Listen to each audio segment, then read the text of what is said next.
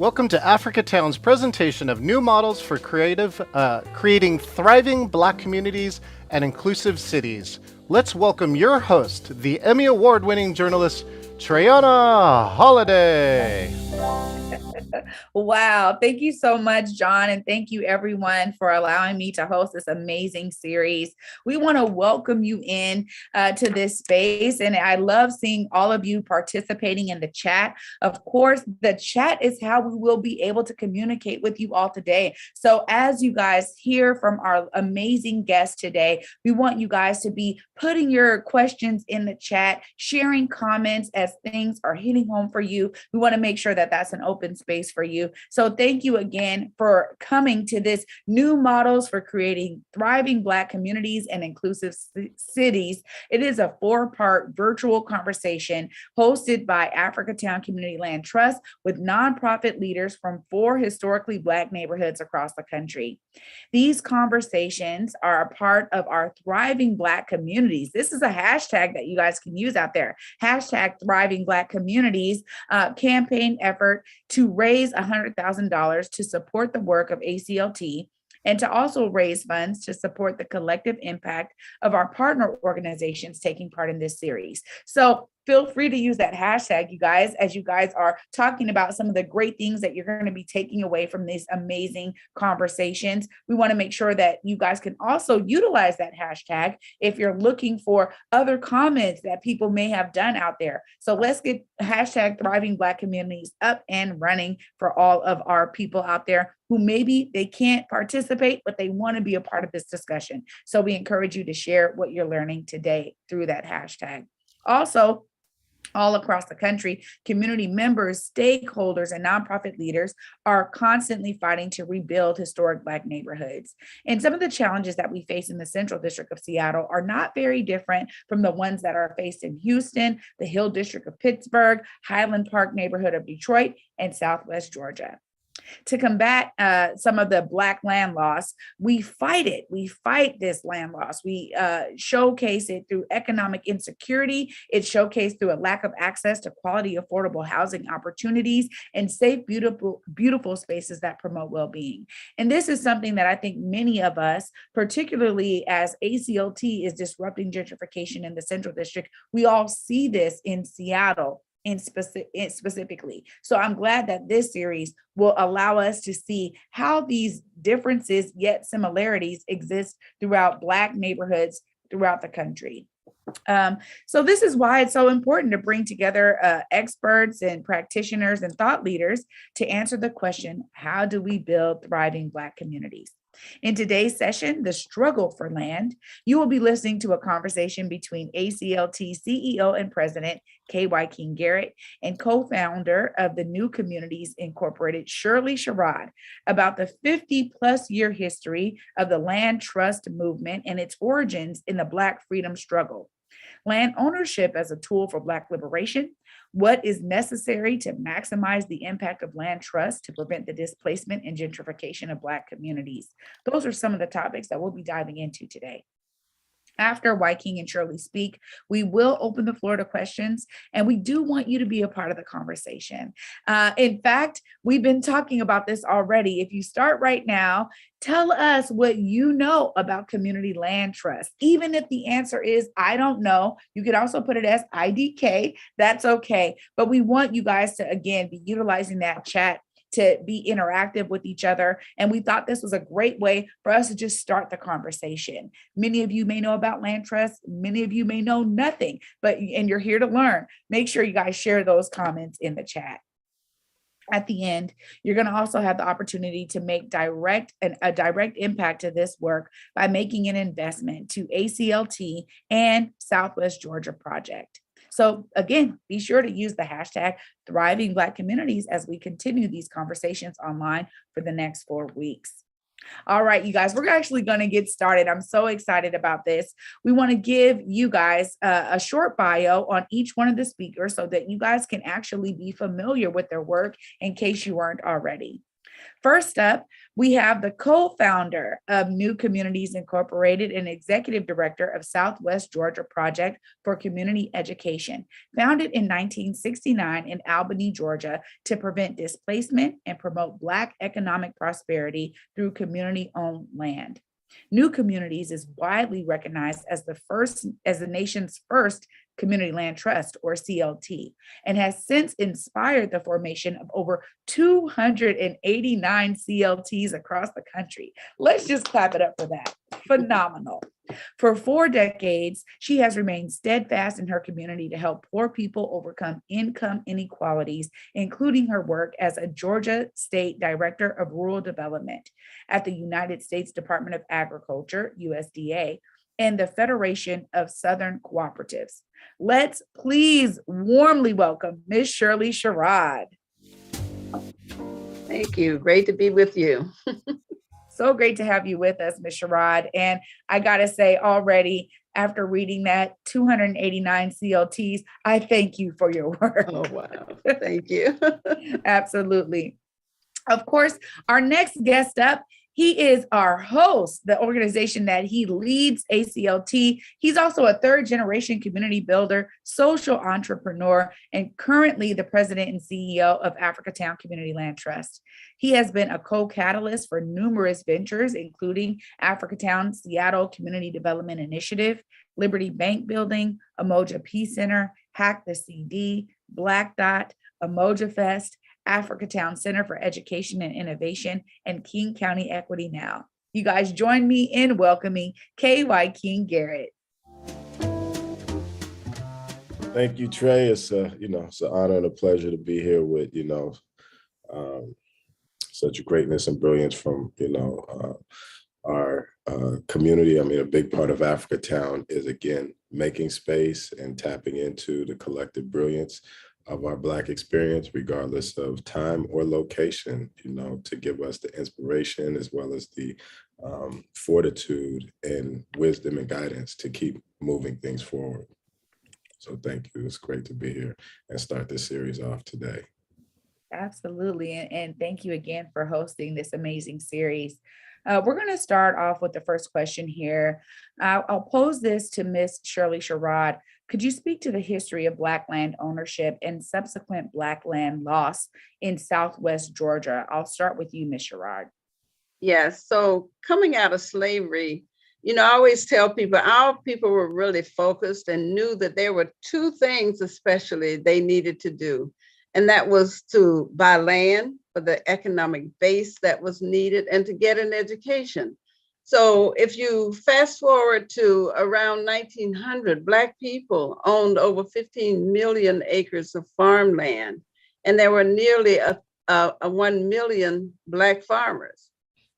If you look at what we have left today, it's somewhere around 2 million. And I think USDA really count the urban farmers in this number because the number has gone up in terms of farmers, but it hovers somewhere around 18 to 20,000 Black farmers left. We've lost much of the base, the land base that was acquired during a time when it was dangerous, when it was almost impossible, but our people did the impossible in trying to get the land that they knew that as a people, we needed to try to survive. Wow. Thank you so much for that context. And definitely makes sense. Wyking, same question really to you. We want to hear about, this idea of, Black land loss and this kind of history of Black land ownership now, bringing that to the Central District. Absolutely. A lot of our, it's been, 140 years this year since really the Central District of Seattle was established as a settling place for Black people when William Gross, one of the early pioneers who, before coming to Seattle, worked on the Underground Railroad, facilitating safe passage for Blacks escaping slavery into Panama and Canada. And eventually he ended up here as a pioneer and an early developer here in Seattle. And, Blacks continue to migrate here, fleeing the hostile conditions and post-slavery in the South, and really around World War II, the Great Migration with the wartime economy here at Boeing and the shipyards, attracted more, and the Central District became the place where they were really limited through, housing covenants, et cetera, to actually settle. And it evolved to be, over 80% Black community, very highly valuable land between Lake Washington and downtown Seattle and Lake Union and University of Washington. But it was definitely suppressed through redlining and the values and just Black people being there, but was definitely always valuable land. And, faced all the barriers of redlining, being denied access to capital and to the community, urban renewal, divestment, drugs being proliferated into the community, and so on and so forth, and then predatory lending. And then finally, with the acceleration of gentrification through land use changes and things of that nature, the most recent reports are that the population has gone towards 10% from 80%, Black. And another note is that this was one of the highest ratios of land ownership. So this was for a Black community, this was a high land ownership, property ownership, home ownership community. And we've seen also a decrease, not just in the community, but even as people are pushed into the county, our overall home ownership rates have declined. So it's been a significant loss, and that's definitely what we've been seeking to address through our work at Africatown Community Land Trust. Thank you so much. Great context from both of you, really setting the tone for this discussion today. Coming back to you, Ms. Sherrod, New Communities was born out of the Civil Rights Movement in 1969 and has worked for more than 40 years to empower Black families in Southwest Georgia. Could you speak to the history of New Communities and the Land Trust movement, as well as Southwest Georgia's project for community education and the focus on land as a tool for Black empowerment? Yes.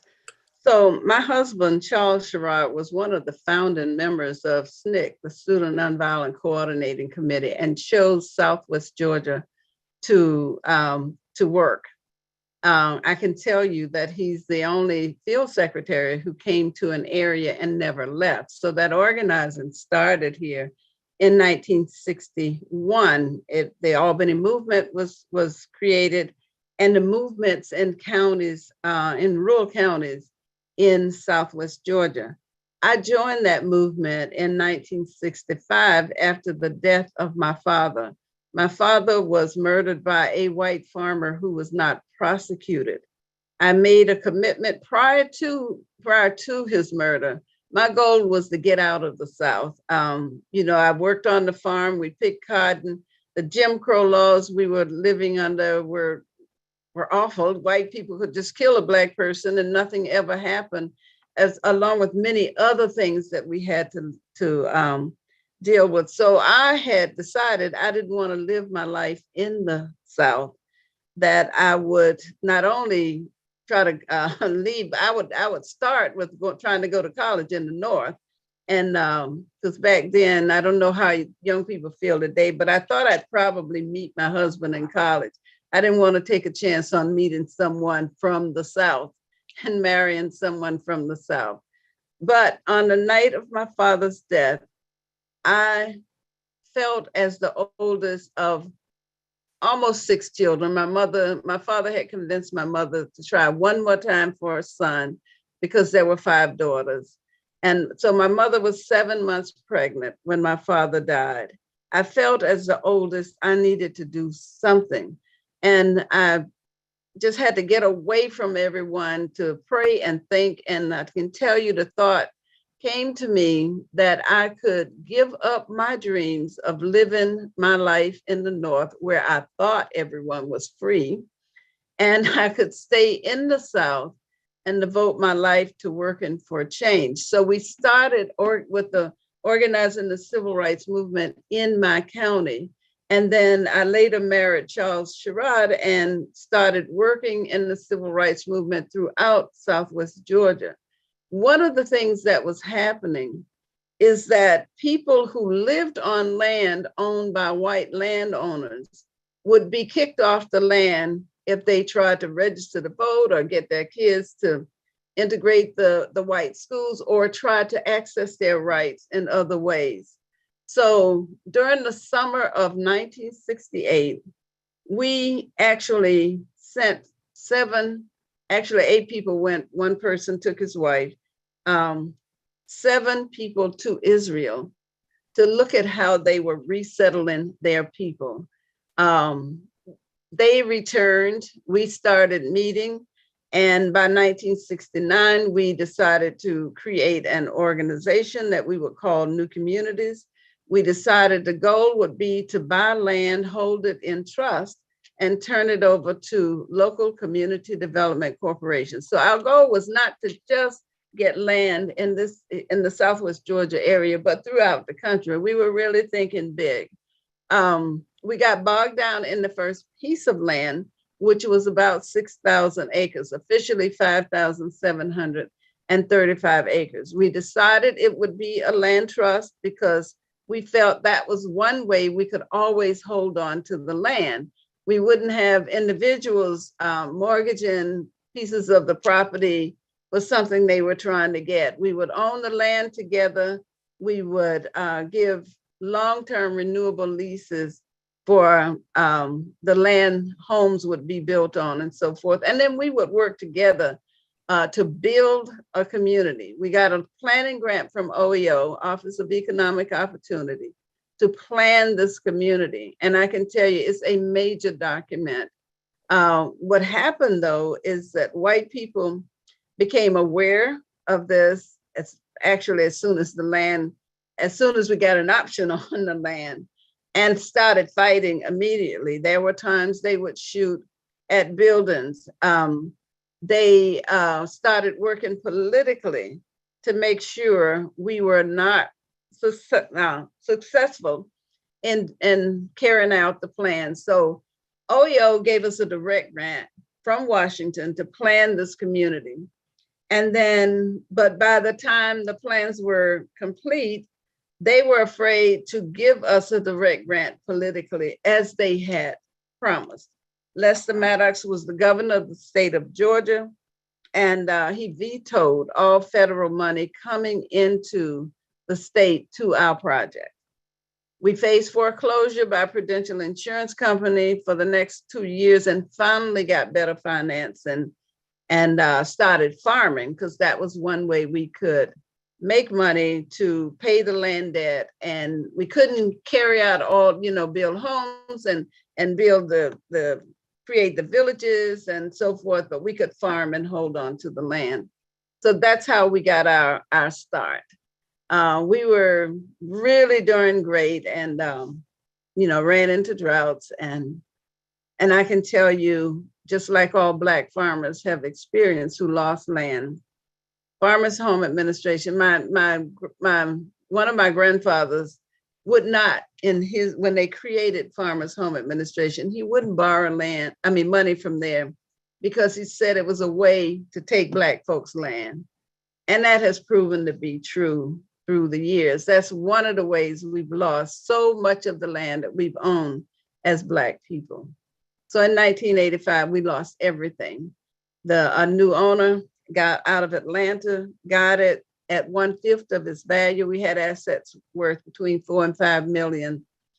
He got it for 1 million.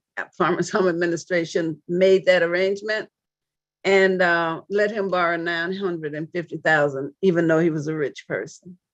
So he proceeded to break it up in tracts. He dug holes and pushed all of our buildings over in them. Yes. Wow. Oh my goodness. Stories galore. Thank you for sharing that. Oh my goodness. I'm so captivated by this story. Thank you. Wyking, Africatown Community Land Trust was founded in 2016 to preserve and promote Black community business, and culture in the Central District and Greater Seattle region. Can you speak to the history of ACLT and how it emerged from the Africatown movement and the focus on land as a tool for Black empowerment? Yes, thank you. And thank you for that great history of Ms. Sherrod, and just showing that it really is a struggle for the land, and it didn't just start now, right? We've been struggling, and there's been many different weapons and strategies and policies and practices used to dispossess us of our land. And here in the Central District in Seattle, like many places, that has been happening. Africatown really emerged as a movement. Just, when we think about any community of Chinese, outside of China, what is it called, right? It's called, Chinatown, right? And then when we think about our communities of people of African descent, Black people here in America and other places, what are those communities called, right? And usually I don't have to tell people anything, and they start giving these names, and those names are not the most positive references. And so we know that, Black spaces have been identified, and Black people have been devalued, in our spaces, have been identified as places to avoid here, to escape. And then you think at the place where the most people look like us, which is obviously the continent of Africa. The narrative is around, famine and civil war. And again, another place to escape, jungles, nothing contributed to the world. And we know that that's actually the opposite of the truth, right? And so when we think about first just reclaiming space in our minds around our narrative, our identity, our value, that is a beginning to then emanate, into the spaces that we occupy. And so to be more specific, so that is where the idea of the Africatown, really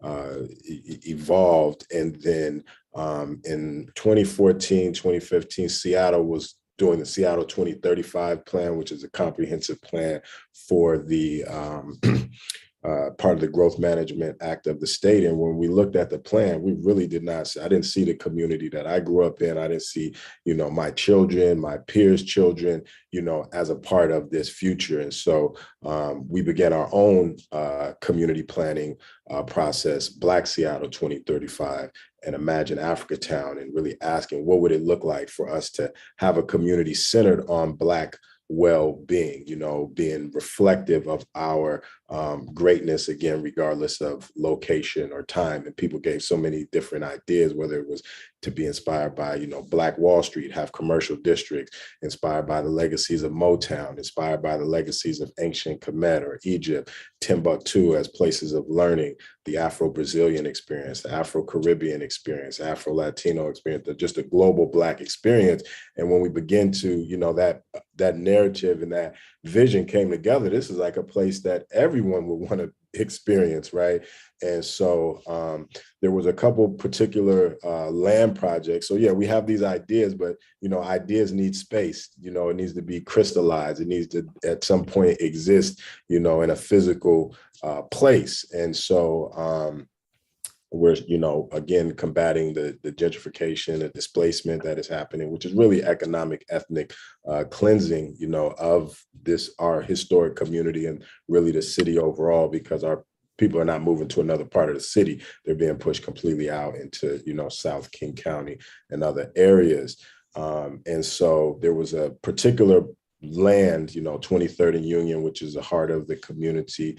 And that block was going to be coming up for sale. And so then we began to figure out how can we acquire this block, because we know if we didn't acquire it as community for community, it was not going to be any community on this space. And this is historically where Black businesses, barbershops, restaurants, the post office, right, has been really an epicenter of the community. And then another project, which was the Liberty Bank building site, where the second Black bank west of the Mississippi was established in 1968, which eventually met a demise that many Black banks across the country met, and Key Bank took it over. And then when Key Bank was leaving the community, and there had been an initial understanding when they came in and acquired the site, that if they left, it would come back to the community. And so when they left, my father, Mari Tahir, put up signs, put Liberty Bank back on the signage. And, we as a community began to mobilize to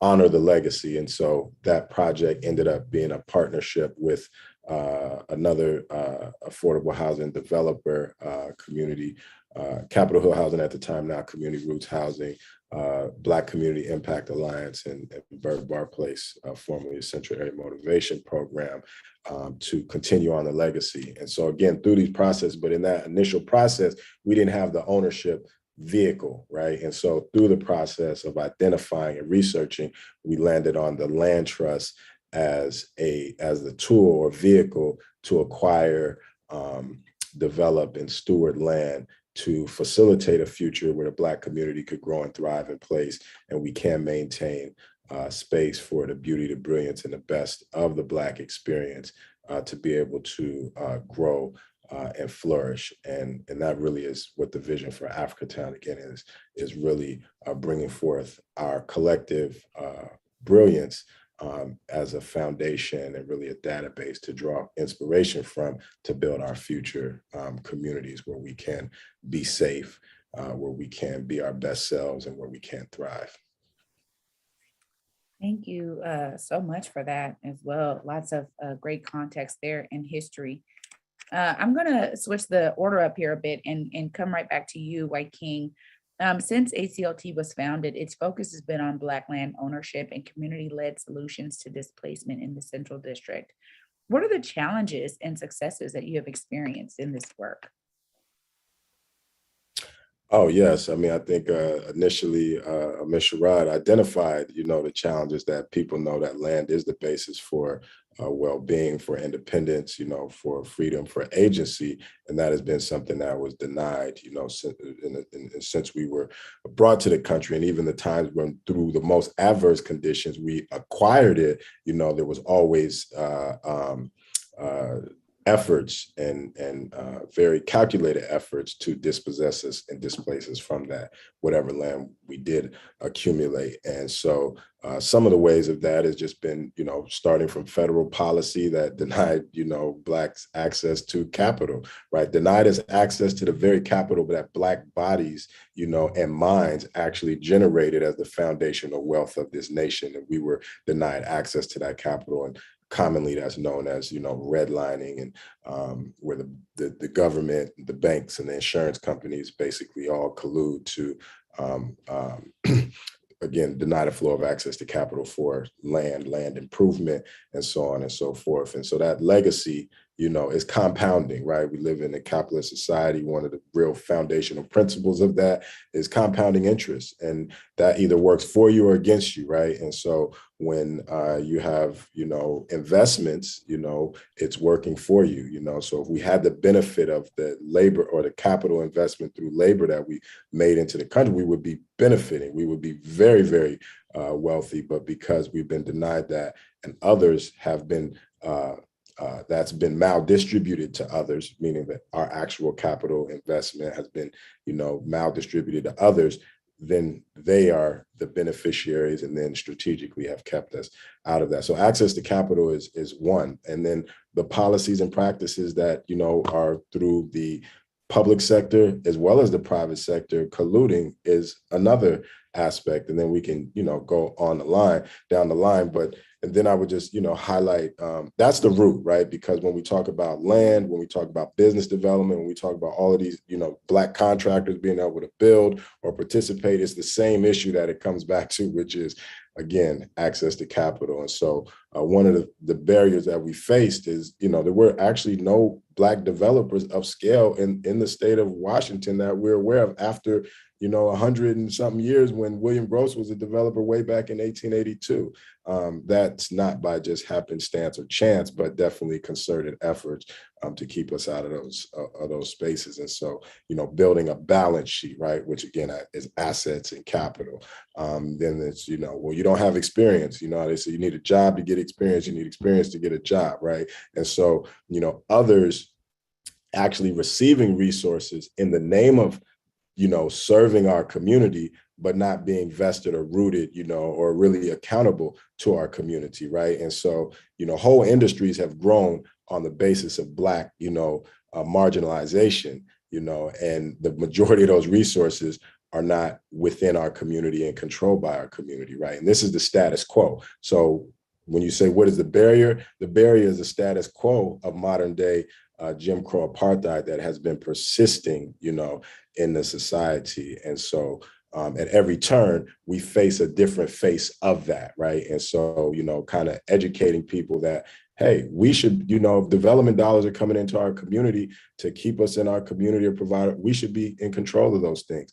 Black contractors should be building, Black business should be occupying these spaces, and Black residents who have endured all of this harm over years, which is well documented now, are entitled to reparation, are entitled to restoration. And so again, educating people, in this day and time where it may appear that, oh, there's much more opportunity, much more equity because we see a Beyonce or a Jay-Z or a LeBron James or a Barack Obama, right?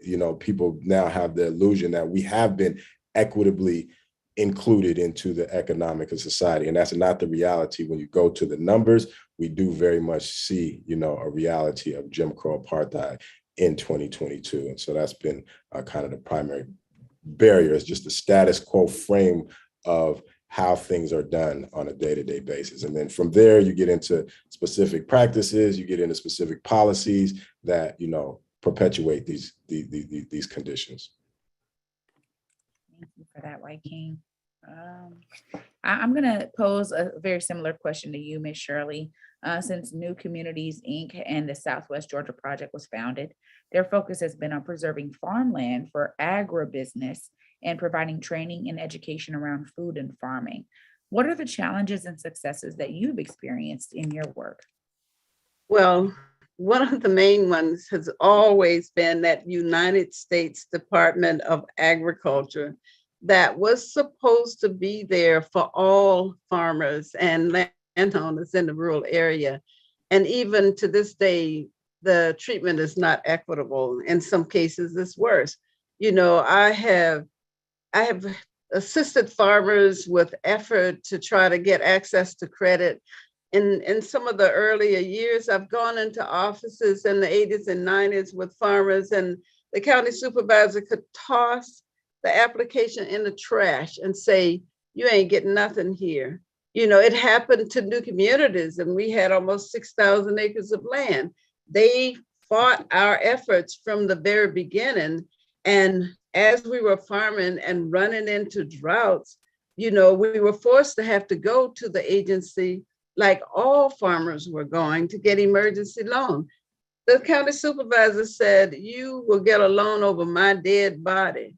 He could say that, he could mean that, which put us in a 3-year fight just to try to get an emergency loan that we later learned not only the white farmers, but these big plantation owners who were rich people were getting.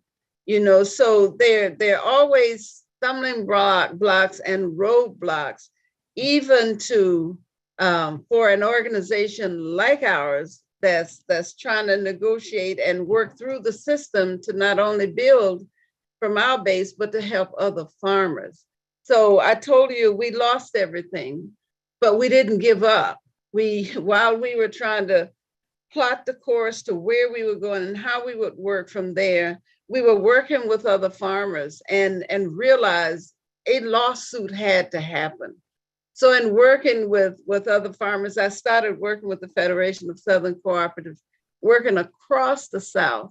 No matter how many alternative markets we tried to create, because the normal markets for our farmers were blocked, they couldn't get in, so that forced us in some cases. In one case in particular, I organized farmers into a cooperative and networked with an organization in Boston. We were growing seedless watermelons in Boston, Georgia, and shipping to Boston, Massachusetts, which was a market we created because the one locally was blocked.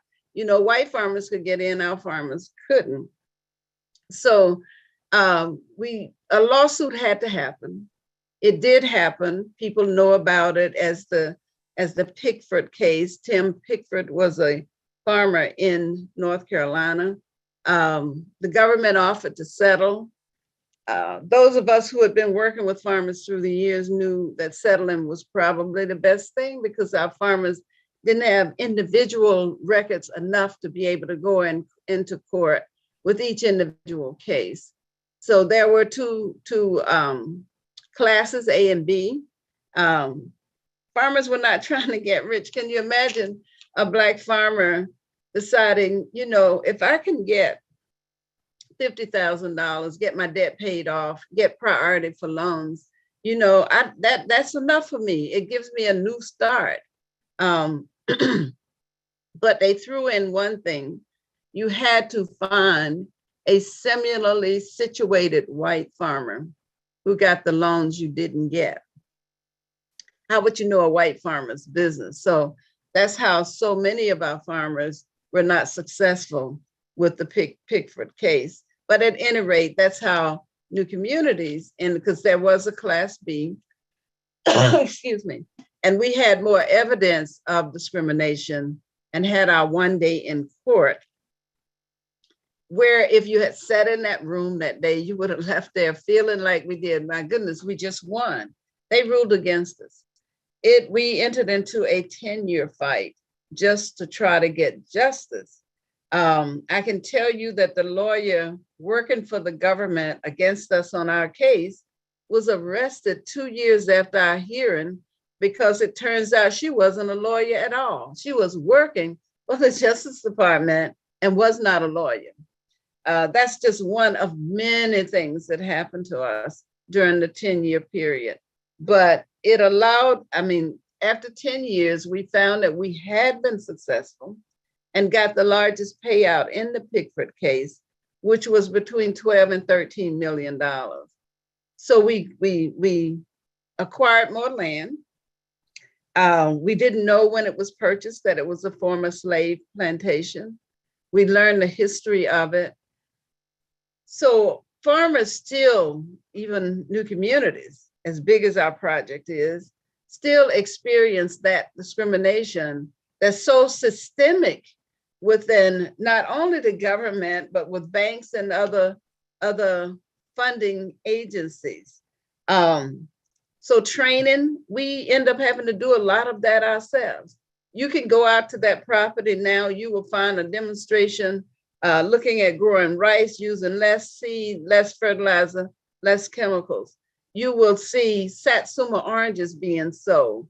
And we've created markets, we found markets, let's say, outside of this area to market those oranges. You will see that there are 200 acres of pecan trees, and we sell to equal exchange. We produce a quality product, but now we're also working with other Black farmers with pecan trees to help them get their quality to where it should be to participate in these markets. You'll find bees. You'll find so many training projects going on, because we are trying to train our farmers and help them access programs that should be readily available to them, and they're not. So there are many barriers to even to this day getting the credit that's needed for the type of operations we need to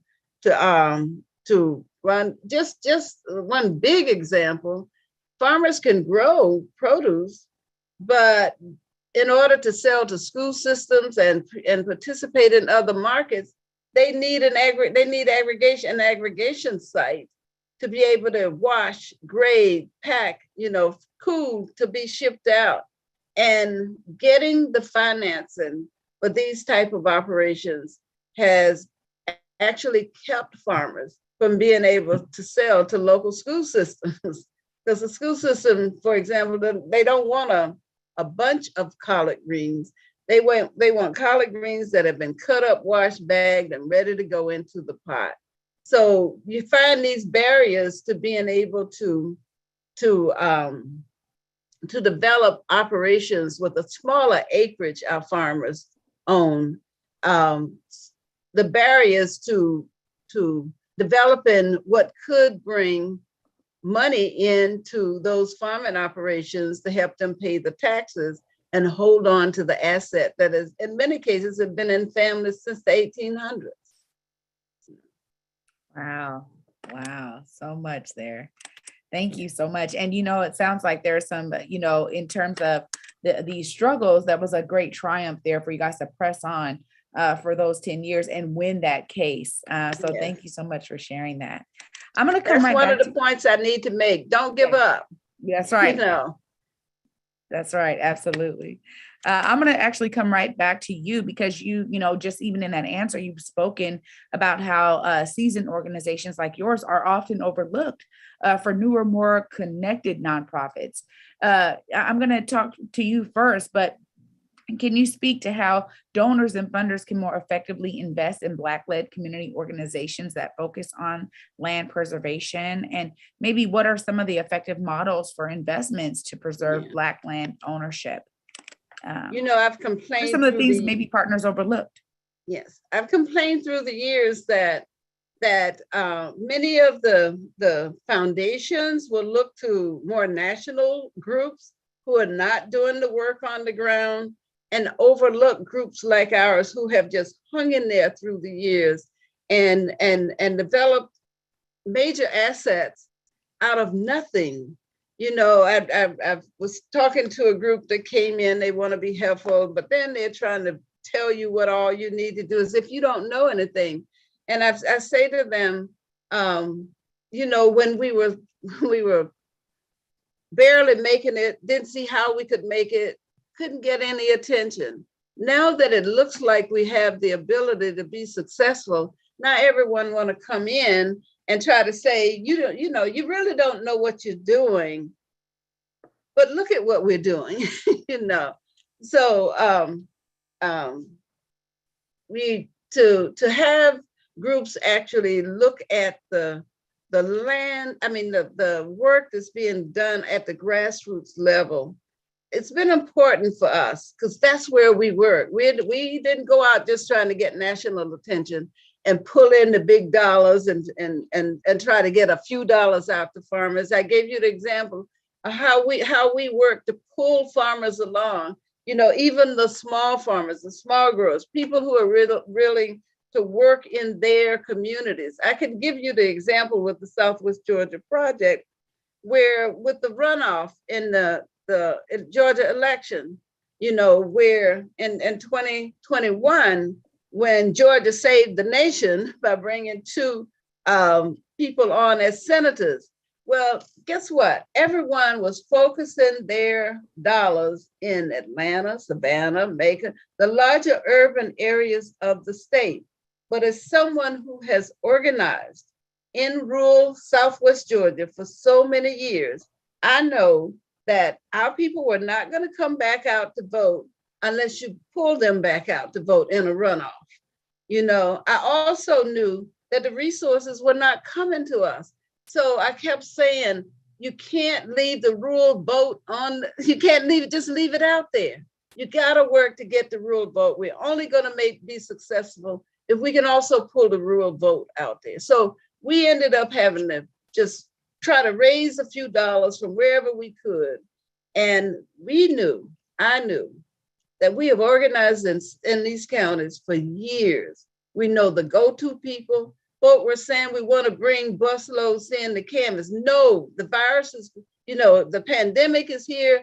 People are not going to let you in. Send some dollars. Let us identify the people in those counties who can get the vote out in their counties. We put together a process where we identified the main person in each county. They got their team together.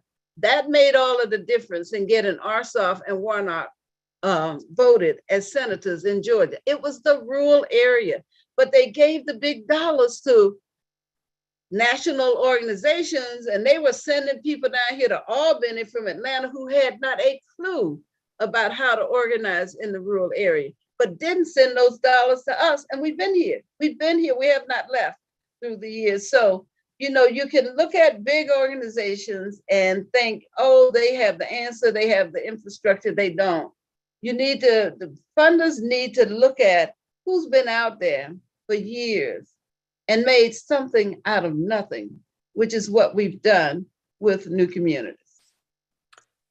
Yeah, I mean, I'm just going to come right to you, Wyking, here. I know we want to try to wrap this up in about 10 minutes or so, but there's a really great question after this. But I think that some of the things that Ms. Sherrod mentions, we're dealing with right here locally as well. Can you talk about how funders sometimes overlook some of the work that's happening at the ground level and what they can do to really mitigate that?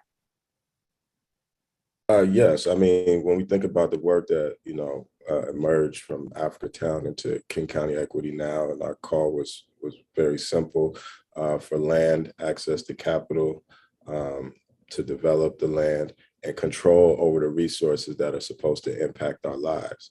There's billions, probably hundreds of billions, probably over $1 trillion that have gone out in the name of addressing or remediating the problems that Black people have as a result of their being enslaved and being denied the access to the wealth and capital that was derived from our labor under the most horrendous conditions that I think have been known on this planet, right? And so whatever, challenges that we face, a lot of them, some things are material as it relates to economics and money. Some of them are immaterial in terms of how our cultural capital was diminished, our languages, our traditions, our religion, et cetera, right? Which is another form of capital, which was also diminished and then also even exploited, right? Because Blacks have given, America, its musical forms, its soul, et cetera, all these different things, but others have continued to generate the wealth from that, just as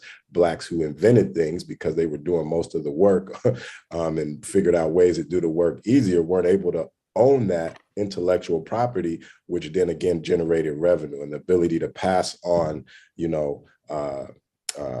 wealth, right?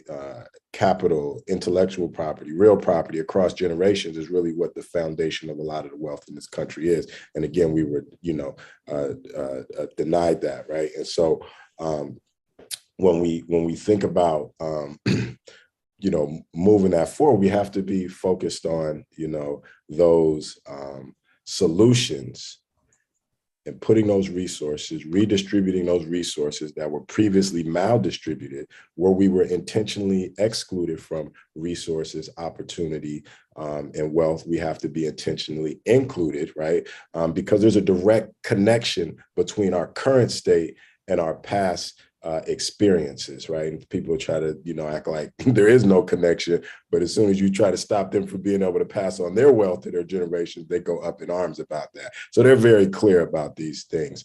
And so I think, again, control over these resources. If Black faces, are on the brochures, if Black stories are on the stage at the annual breakfast or things of that nature, then those resources should be under Black control, right? And accountable to Black people and supporting Black solutions, because naturally we experience these problems and we have, we've developed solutions, just like the land trust movement was developed as a solution to Black problems. And it's been benefiting more so other communities, over the years. Is now we're getting more aware and starting to bring this into some of our, our communities that are facing gentrification and displacement. But if you look at the history, it's been used outside of where it was originated, to create opportunity or benefit. And so I think that's the key thing. I mean, we talk about reparations and restoration, and that is through redistribution of resource. And I think that, those entities, which may be well-intentioned to help, what they can do is really focus on getting resources to, as Ms. Sherrod said, the people that have been out there doing it, at a grassroots level, and having impact with a lot less, right? With a lot less. And so those resources should be shifted. You have public sector, right now we have over, $3 trillion coming out, with the recovery, with the infrastructure plan, right? Those dollars need to be, allocated in ways that serve reparative, outcomes, right? Restorative outcomes, philanthropy. Again, the majority of those dollars should be that are for issues that are in our community should be, under the control of our community. And then you have a whole nonprofit industrial complex that has developed. And I think there should be divestment from collecting resources on behalf of, other communities and really just supporting, if you're going to be an intermediary, not to, build your own capacity and because these organizations have exploded in their capacity and they've gotten bigger and their budgets have gotten bigger while our problems and our suffering has continued to get bigger, right? And so we see another form of really exploiting the marginalization of Black people, no different than the prison industrial complex, and prior to that, actual shadow slavery. So I think, the solution or what people can do and advocate for is to make sure that, these organizations, these community initiatives that are originating from the grassroots, that are having impact, because that's important also, complexion does not always equal, the same direction or connection, that are having impact to improve the conditions are well a resource. And that is the opportunity now. That's what we want to highlight, that there are people doing this work all over this country, that we can easily, increase support for. Absolutely. We got 5 minutes, so maybe you can each take 2 minutes to just talk a bit about what the impact of land trusts at scale, what that looks like for in the context of Black communities being gentrified. What if it's all done right, what could land trusts achieve? I'll start with you, Ms. Sherrod. Well, I certainly feel that the land trust can help increase and develop that asset that is so important to our development and keeping us connected, for example, to what brought us this far, the land, our what supports and nourish us when it is allowed to happen. So working together, see, one of the things when we created new communities, we didn't just talk about acquiring land, but we also developed the way we would work together. That's why you heard me mention committees. We created committees, and the one that worked the best was the farm committee. We had our system was, you got this big manager and everyone falling under that. Yeah, we had a farm manager, but we had a farm committee meeting every Monday night, and everyone who worked on the farm plus 3 people from the board comprised that committee. So we all participated in making decisions together. If the farm manager, we realized when out there working, he had the last word, but you could always question any and everything in the farm committee meeting. So developing a new way of working together, looking at how working together could help us lead to some of the goals that we all wanted to achieve, was what we were after. And holding on to getting land, having that base that was important to the development of the individual, the family, and the community was where we were headed. Sounds right to me. Same question to you, Wyking. What does it look like if everything is done right with land trusts? Well, one of the things that land trusts have been identified as a tool for permanent affordability, or really any mission or oriented use of land, right? Sometimes land trusts are used to preserve, green space, to keep things from being, overdeveloped, or to preserve other things, right? And so I think that, in the context of affordability is an issue in many of our communities, land trust is an opportunity for shared equity, permanent affordability, and ownership of land for around certain shared values and principles, right? And so when we think about the collective ownership or ownership on the behalf of community. We don't want that to be something that's for 5 years or 10 years, and then it's, changes over. And so the land trusts provide a way of, again, perpetuating that into the future. I think coupled with, certain types of affordable housing development, which we'll talk more about, in the next session next week.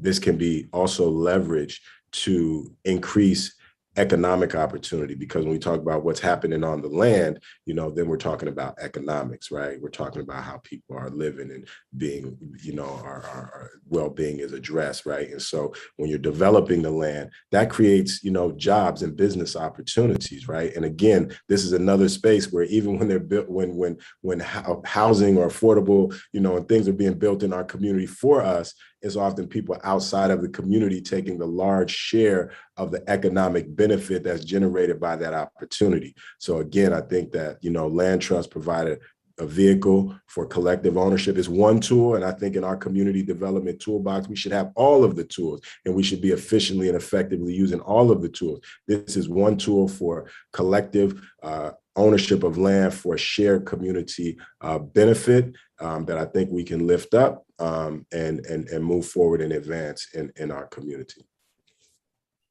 Thank you so and at much. scale, we can be addressing some of, moving people from, being pushed out of communities to being able to stay in communities, revitalizing communities from within with the community versus, people just being displaced out, which is really the motto of gentrification, replacement. Absolutely. Oh my goodness. Thank you guys so much for sharing your work. Definitely informative. And I've been in this work for a while and just learned so much. So thank you guys. Really appreciate that. We're going to take a couple of questions here from the chat. Thank you guys for populating the chat with questions. I think the first question here looks like it's going to be posed to Wyking. There's been some discussion here. Thank you so much, Shirley, for this question and for posing it here. When it comes to Native Black Americans, right? Those that didn't come from Africa. So when you think about Africatown, how does it also pay tribute or include those who this was their land and they were right here, but also involved in chattel slavery? Sometimes they feel, is this really about me as well? How do you think about incorporating their lived experience and their history in the work of Africatown? You're muted now. Okay.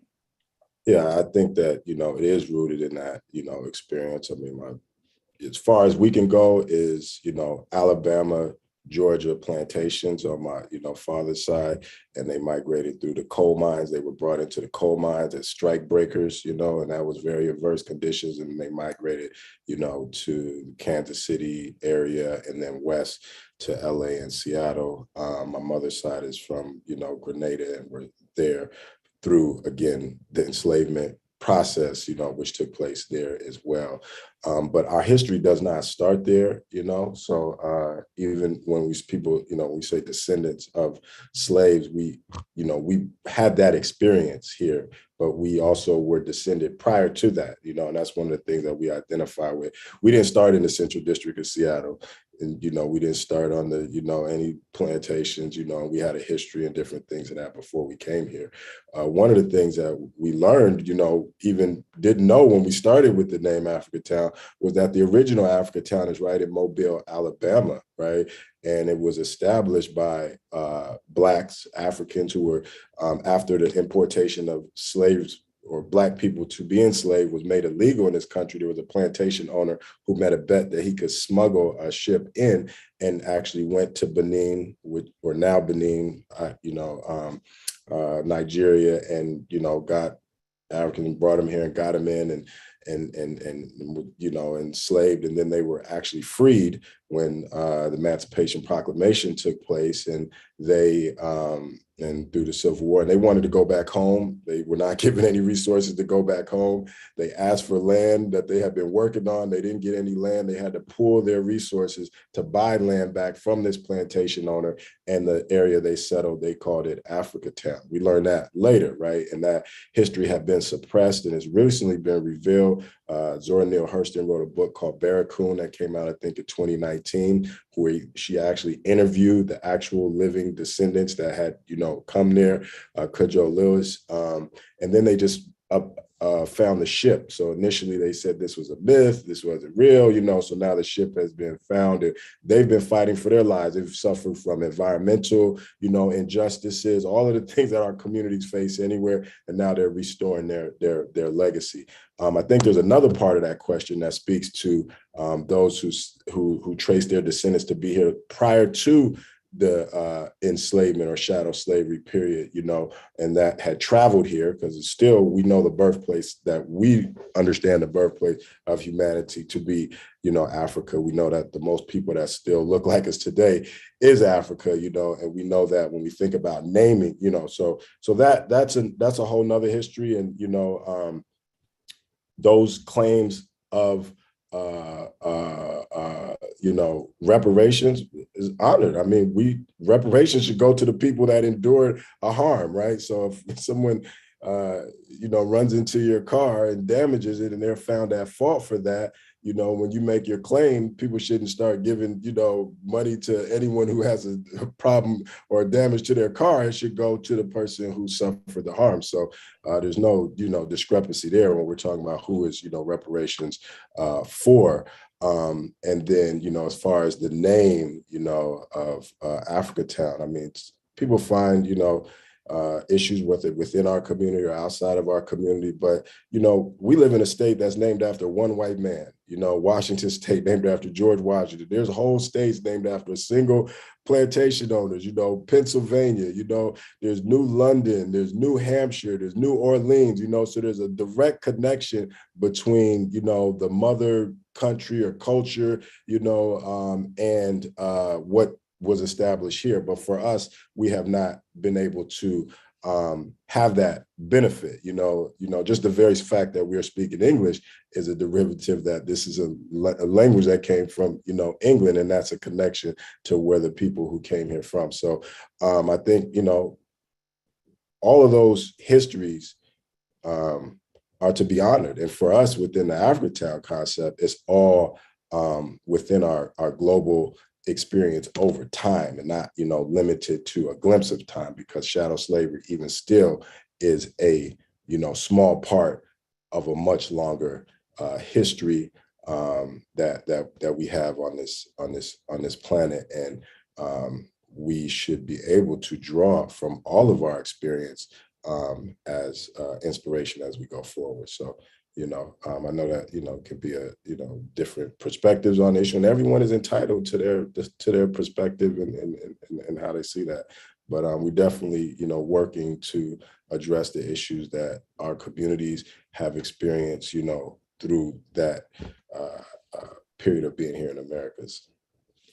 Thank you. Thank you for addressing that. And thank you again, Ms. Shirley, for the question.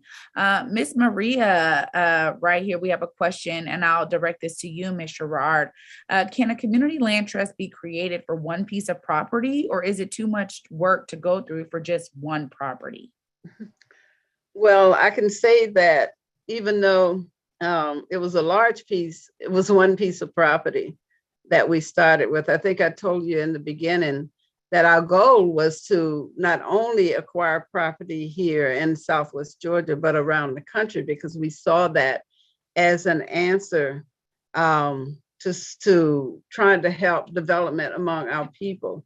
But I say, and when you hear me talk about owning property, the Community Land Trust, I also talked about working with how we deal with each other, how we become community, so that it's property, yeah, but it's also figuring out how, as Black people, we can work together to advance. So I would say the answer to that could be yes. All right, thank you so much. Go after it. It sounds like I just have one thing to add to the last thing. White supremacy is a global system enacted on a local level, right? And so when we think about, changing our conditions, we definitely are locally rooted and act locally, but we also have to understand our place within a global context as we challenge these things as well. And I think anyone that is, observing, just any current event can see the connections, and that we're part of a global order, and we have been for the last 500 years, powering that global order from our labor, people that look like us around the country and our resources. And so I think, the work to change those conditions will require, coordination and cooperation of like-minded people around shared values rooted in respect and truth. Yeah, thank you for that addition. And I was going to be bringing this next question to you, Wyking. It looks like, thank you so much, Pamela, for this question. What is ACLT doing to make sure Black Americans who built this country are getting specific land repaired and returned to them? I mean, that is part of our work. I think I addressed that in the last question. I mean, when we're fighting for those who were rooted in the Central District, most of those families did migrate, decades ago from, Louisiana, Texas, Oklahoma, Arkansas. And so I think that's what, when people say Black Americans, that's what they're referencing, is those who experienced and endured the horrors of slavery and had their labor capital extracted and maldistributed to others. And so when we talk about redistributing that, we should be talking about making sure that it's going to the descendants of those who it was initially extracted from. We know that a lot of times, when we're talking about Black issues, which we do focus on that, it turns into every social problem in the society, or it turns into, people of color, or now there's a new term, BIPOC, and so there may be all of communities, and many different people need resources and assistance, and we support. But when we have one particular issue that we're addressing, then we do want to address that particular issue specifically, and then get to the others and provide assistance where it can. But I think that we look at the affirmative marketing policy for the Liberty Bank building, which is the first project that we were connected to bring people who had been displaced from the community, whose families had been there for generations. That was part of the criteria of them or priority for leasing up. And I think that project ended up leasing up about 90% with people who had historical ties to the community and had endured under, again, the redlining and the urban renewal and all the policies and practices. So we are intentional in bringing relief to those who have, again, suffered and endured, and I don't think that should be a problem for anyone, and that should be supported, because historically, as Blacks, have, advanced, or causes or material, everyone else in the society has benefited as well. Thank you for that. Ms. Sherrod, there was a question here. Thank you so much, Leon from Minneapolis. And maybe either one of you may be able to answer this. He says, there are some things I'd like to do here in Minnesota, but I have to build an economic base for myself. What should I do in order to own land here in Minnesota? Do either of you know about any resources out there in Minnesota? Well, I would certainly look around to see what's going on at this point and what I could tap into. I know that there's some organizations we have been involved with. One of them is the Farmers Legal Action Group. They played a key role with a lot of the training that we've done to fight the systems within USDA through the years. So I would look at, and you may be surprised at what you find when you look at what's going on currently, that you could tap into to begin growing to the point where you can maybe branch out to help develop some things, some other programs and projects that you feel will be beneficial in the future. But I would certainly start looking at what's there at this time. Yeah, great tip there. And Mina Lee asked, to you, Wyking, what books, podcasts, or etc. do you recommend reading to learn more about land ownership in Seattle, the history, the impact, the communities, etc.? In Seattle, there's a series of books by Black Victorians is one of them. The author is not coming to mind. Black Victorians, and she wrote several other books about the settling of Seattle by Blacks. There is also a book by a professor from the University of Washington that speaks to the central area up until I think the 70s or 80s. Quintar Taylor is his name. D. Charlene Williams wrote a history of the central area. It's more of a pamphlet, but it may be available. There is archives at the University of Washington that, there's, I think it's called the Civil Rights and Labor Project. But one book I would, recommend to understand how this has been intentional public and private policy is The Color of Law, which outlines very clearly. There's another book called Color of Money, which outlines how Black banks, how Black economic empowerment and financial institutions were, systemically marginalized, such as the Liberty Bank building, which my grandfather was a co-founder of in 1968, but went out of service. Another book is Claude Anderson, Black Labor, White Wealth. Because our conditions, our circumstances that we face are not local, right? Because the Blacks that came to Seattle, they didn't just fall out of the sky into Seattle. They came from another location, and what happened in that location affected the conditions that they face and experience in the new location as Blacks migrated from the South, where the largest amount of Black people still are, Southeast, to the North and the Midwest. So those are a couple recommendations to get a clear picture of what the problems are, how they've been created, how they've been, maintained and perpetuated, which informs how we have effective solutions and not, be confused by things that look like or presented that they're going to help us, but in actuality, just perpetuate the same status quo. Thank you for that. Vicky here asks, is there a registry of land availability that either of you may know of? Ms. Sherrod? I don't. I do know that USDA gets land in inventory that can be accessed, and going through those state Farm Service Agency offices, you should be able to get information on, and I'm talking about farmland. My work has been in the rural area and not in the cities, but certainly starting there because there is land in inventory. Thank you for that. There was a great question here. I got you. It's Esther Mumford is the author of a series of books about the Black settling in Seattle, which includes Seattle Black Victorians, and another book called Calabash. Absolutely. There was a great question. It may be the last one we'll be able to get you both to answer. But what advice would you give to new leaders of land trust movements based on all of your collective experience? I'll start with you, Ms. Sherrod. Well, I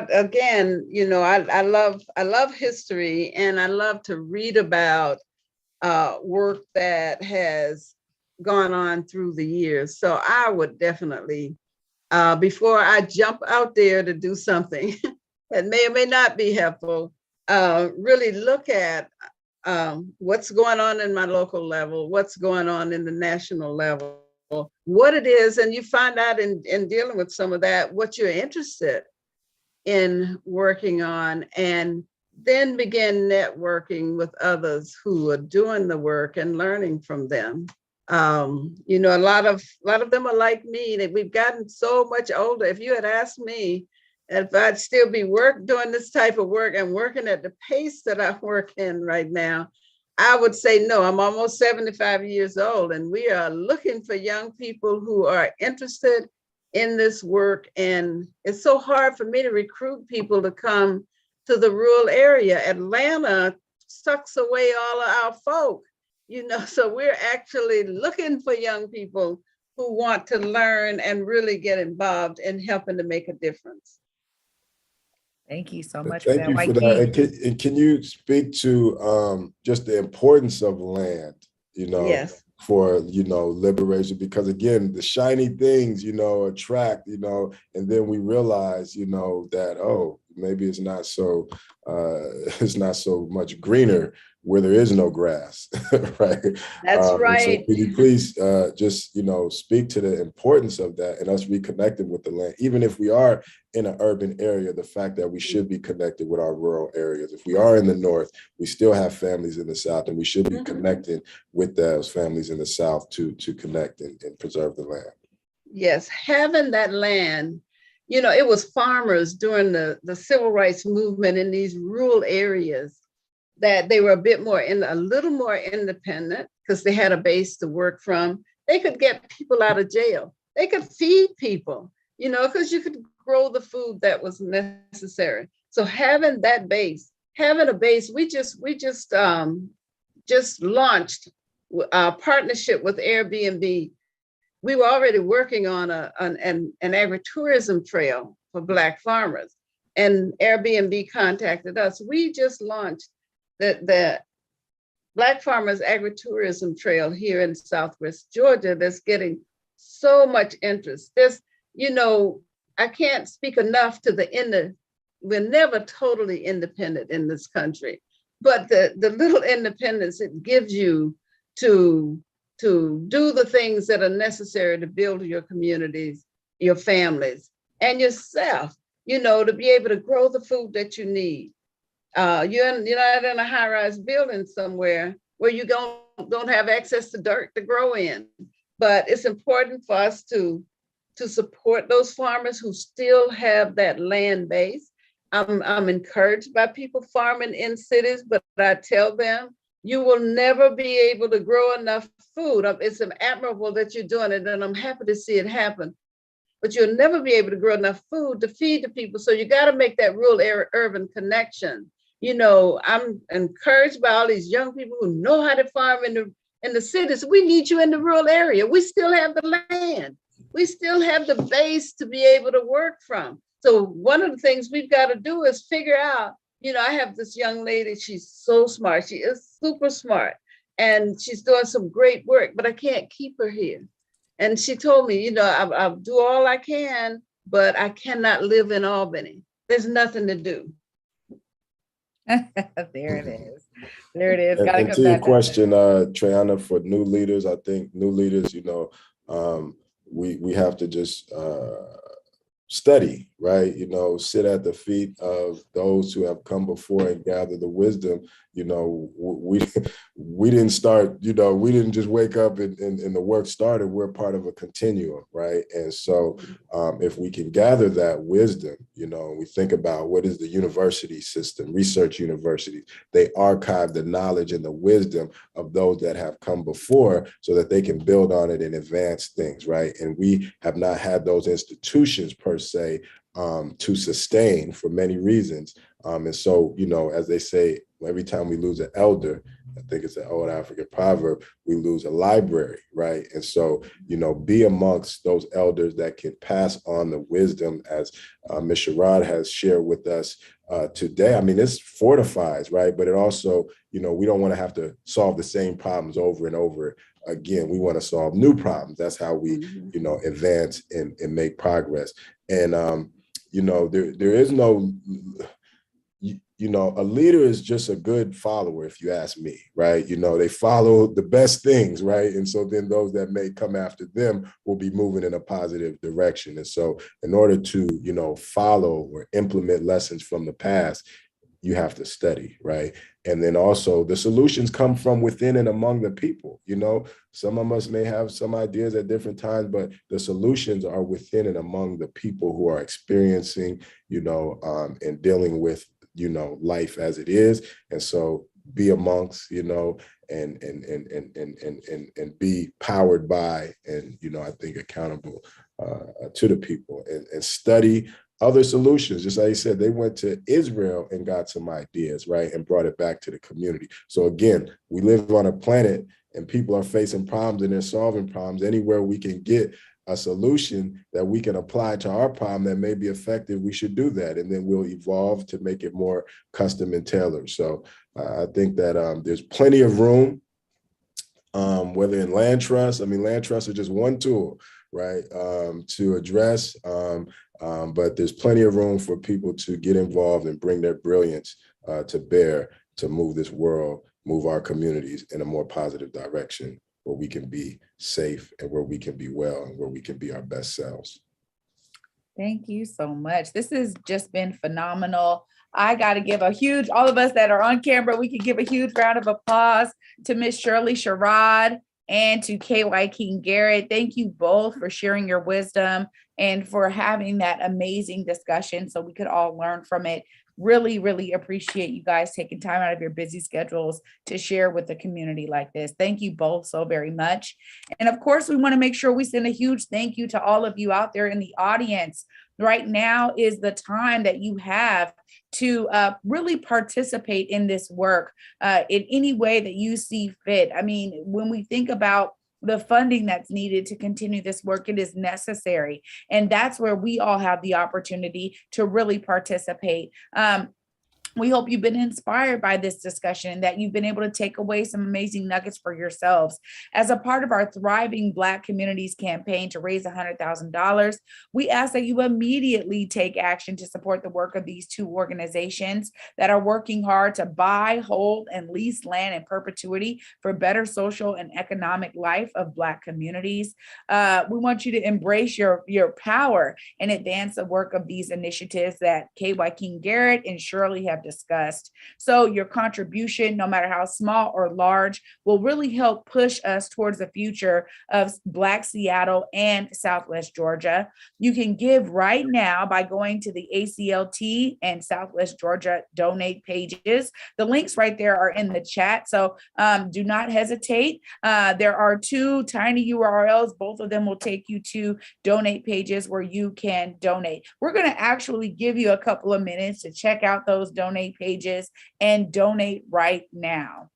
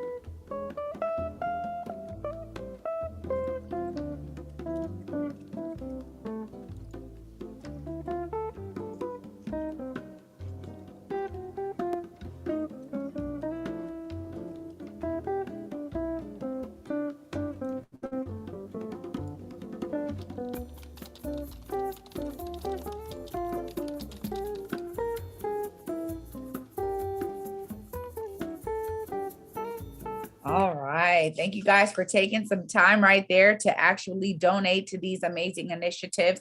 And we also, again, want to thank you guys for joining us. We have 3 more of these exciting conversations happening with 3 other nonprofit leaders and Wyking. So they're going to be happening on June 23rd, on the 30th, and July 7th at the same time as we delve into using affordable housing, Black entrepreneurship, and arts and culture as tools for social change. You can register for these sessions by going to Africatown Community Land Trust website at africatownlandtrust.org. Again, these links are in the chat, or you can also click on the Eventbrite link there. We're going to continue to learn from each other's successes, share challenges, build collective impact, and raise funds to support our ongoing efforts. Again, of course, to learn more about ACLT and the ways that you can get involved, you can join the newsletter on the Africatown Land Trust homepage. Again, africatownlandtrust.org. And you can also learn more about Southwest Georgia Project and other initiatives led by Shirley Sherrod by visiting sherrodinstitute.org. We are putting that link right there in the chat. You know, I don't know about you all, but it looks like from the comments, many of us are walking away with some solid inspiration about how we can be engaged in this level of work, how we can understand from the history of the past and the things that we need to do moving forward to shore up thriving Black communities for the future. Again, don't forget about the hashtag. You guys can look it up on social media and make sure you're sharing your experience in the social media ethosphere with the hashtag Thriving Black Communities. Thank you guys again for joining us for this first part of this amazing virtual conversation series led by Africatown Community Land Trust. We want to give a huge shout out to Ms. Shirley Sherrod for being here and again for your decades of service to this work. We all heard some triumphs. We heard some stories about how we had to come up out of other, situations that weren't so triumphant, but overall, the beauty of this is that persistence is key, as Ms. Sherrod said there. Thank you so much for your expertise. And of course, Wyking Garrett, thank you for leading these efforts locally with that global mindset and always being sure to bring in the history so that all of us can be included in this work. Thank you all in the back end. We have a whole team that's doing great work. Thank you to all of y'all as well. And if we could just ask folks that are still here to just share a comment about your experience today, the value that you found, we would really appreciate that, So if this was valuable to you, just drop us a comment before you go out and how you found value in this. And also big shout out and thank you to Trey Holiday for being a great moderator, as she always is. You can tune into See Treyana every morning, 11 a.m. on Converge Media, The Day with Trey. So, we want to make sure that we acknowledge Trey as well. And I would also like to acknowledge our team, Joanne and Mujali and John, behind the scenes that have facilitated this, and Amber. So yes, I just wanted to make sure that we, acknowledge and appreciate everyone. And please spread the word for the next ones, right? We want to get people in the conversation so that they can get active and apply the knowledge. Because if we don't use the knowledge, it's not powerful. It's only power when we apply it and produce an effect in our lives and in our community. So please spread the word further. Absolutely. Thank you all for joining. Enjoy the rest of your Thursday, or as I like to say, Friday Eve. We can't wait to see you on the next one. Thank you so much. Thank you.